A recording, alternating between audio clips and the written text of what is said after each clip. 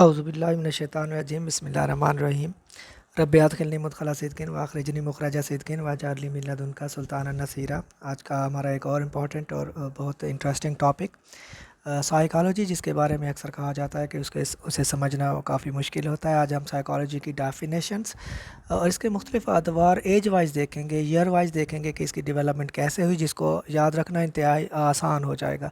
आमतौर पे जो स्कूल ऑफ थॉट्स हैं और जो डेवलपमेंट है साइकोलॉजी की, उसको याद रखना मुश्किल होता है, क्योंकि एक पेज पे होता है तो दूसरा नेक्स्ट पेज पे होता है।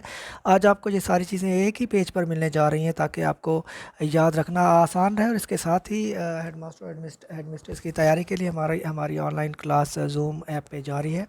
आप में से जो भी उसको ज्वाइन करना चाहे, मोस्ट वेलकम, आप हमसे कांटेक्ट कर सकते हैं। तो ब्रीफ हिस्ट्री ऑफ साइकोलॉजी सबसे पहले देखते हैं कि psychology was the domain of philosophy until 1860। Until 1860 तक साइकोलॉजी को भी फ़िलासफ़ी ही का हिस्सा समझा जाता था। ये अलग से एक सब्जेक्ट नहीं था, अलग से डोमेन नहीं थी। इसके बाद 1860s में अगर हम इसको स्पेसिफिकली देखें तो 1854 में इसे अलग एक साइकोलॉजी का इजाफा किया गया, एक फील्ड माना गया। The philosophy is called the mother of all subjects. Philosophy को मदर ऑफ़ ऑल सब्जेक्ट्स कहा जाता है, तो उसकी साइकोलॉजी भी उसका ही एक हिस्सा रही है। इसके बाद the word psychology derived from two Greek words. अगर हम इसकी एटमोलॉजी देखें तो साइकी और लोगोस दो वर्ड से मिलकर बना है। और साइकी का मतलब होता है कि माइंड, स्पिरिट और सोल, जबकि लोगोस का मतलब होता है स्टडी। तो इस तरह इसका मतलब हुआ कि जो सोल की स्टडी है, स्टडी ऑफ माइंड, स्पिरिट और सोल है। और psychology also called the study of behaviour, study of past experience. तो हुआ क्या कि सबसे पहले इसकी जो डेफिनेशन थी वो स्टडी ऑफ सोल थी, स्टडी ऑफ माइंड था।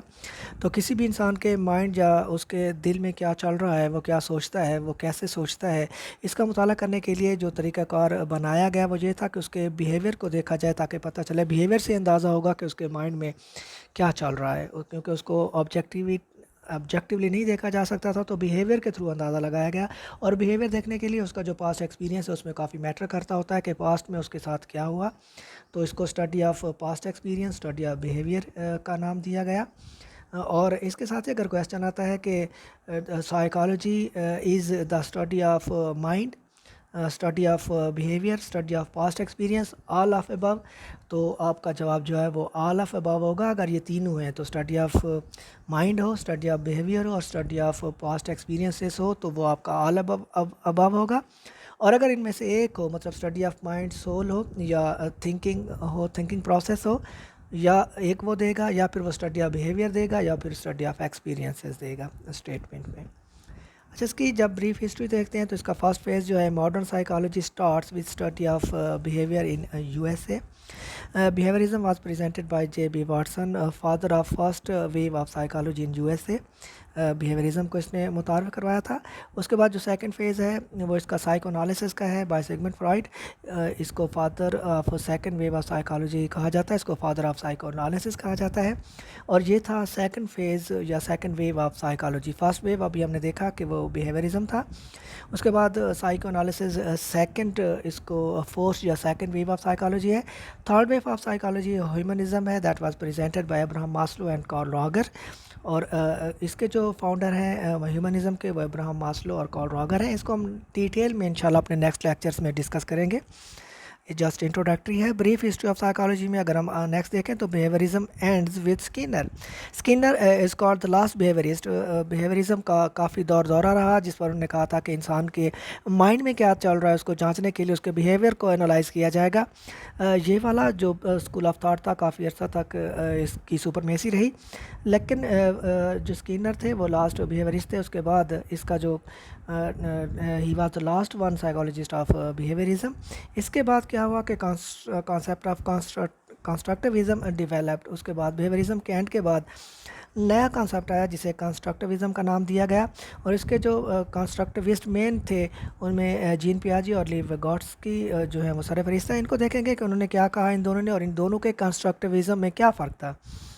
व्हाट इज़ कंस्ट्रक्टिविज्म पहले हम देखते हैं। Knowledge is constructed by individuals on the basis of their personal experiences. इन्होंने कहा कि बिहेवियर के बजाय, बिहेवियर को एनालाइज करने की बजाय इन्होंने एक नया आइडिया दिया कि जितना भी नॉलेज है कोई भी इंडिविजुअल उसे खुद से कंस्ट्रक्ट करता है। इसलिए इसका नाम कंस्ट्रक्टिविज़म रखा गया कि कोई भी नॉलेज, कोई भी इंडिविजुअल उसे खुद से कंस्ट्रक्ट करता है, अपनी स्ट्रगल करता है, अपनी एफर्ट करता है।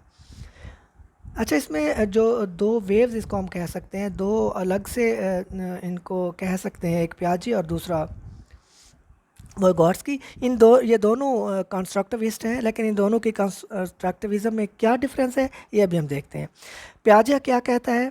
पियाजे की जो थ्योरी है उसको कॉग्निटिव कंस्ट्रक्टिविज़म भी कहते हैं। इसी को रेडिकल कंस्ट्रक्टिविज़म, पर्सनल कंस्ट्रक्टिविज़म, इंडिविजुअल कंस्ट्रक्टिविज़म, ये इसी के डिफरेंट नाम्स हैं। इनमें से कोई भी स्टेटमेंट में आती है तो आप याद रखिएगा कि ये चारों जो नाम हैं वो पियाजे की ही कंस्ट्रक्टिविज़म के हैं: कॉग्निटिव, रेडिकल, पर्सनल, इंडिविजुअल। ये क्या कहता था पियाजे? पियाजे कहता है कि कोई भी फ़र्द अपना जो नॉलेज है वो खुद से स्ट्रगल करके सीखता है, इसलिए उसने उसको पर्सनल, इंडिविजुअल कंस्ट्रक्टिविज़म का नाम दिया। इसके बरअक्स लिविगोट्स्की क्या कहता है? वो कहता है कि सोशल कंस्ट्रक्टिविज़म का वो बानी है।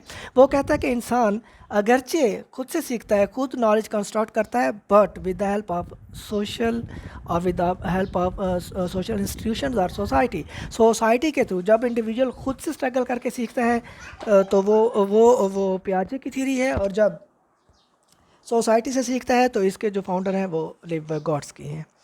इसके बाद ईयर वाइज, जैसा कि मैंने आपसे वादा किया था कि ईयर वाइज आपको याद रखना आसान होगा कि डेवलपमेंट साइकोलॉजी की कैसे हुई, और आपकी जो स्टेटमेंट है वो मोस्टली इसी तरह से आती है। वो ईयर पूछेगा, साथ में उस ईयर की डेवलपमेंट पूछेगा, या वो नाम लेगा और उसके साथ ही उसका ईयर देगा। इसमें डिफरेंट टाइप्स ऑफ स्टेटमेंट वो बना सकता है। तो ईयर अगर हम देखें, ईयर वाइज स्टार्ट करें तो 1854 में क्या हुआ? As a field of experience study by Gustav Fechner. सबसे पहले फेचनर ने इसे एक्सपेरिमेंटल स्टडी कहा, फील्ड ऑफ एक्सपेरिमेंटल स्टडी कहा। 1854 में जब हमने सीखा कि ये फ़िलासफ़ी से अलग हुई। 1879 में क्या हुआ?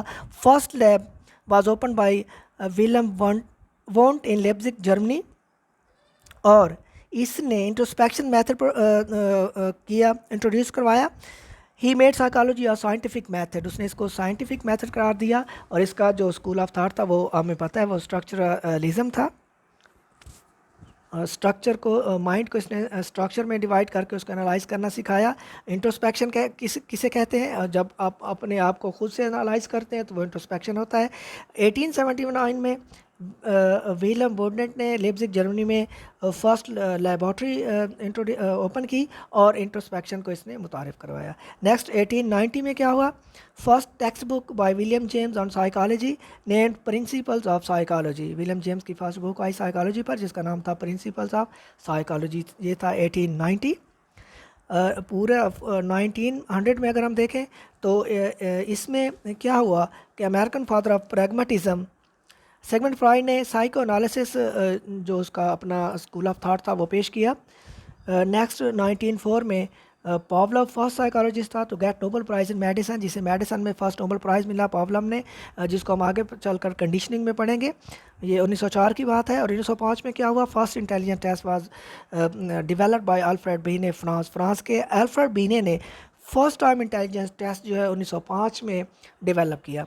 नेक्स्ट अगर हम देखें 1920 तक, 1920 में क्या हुआ?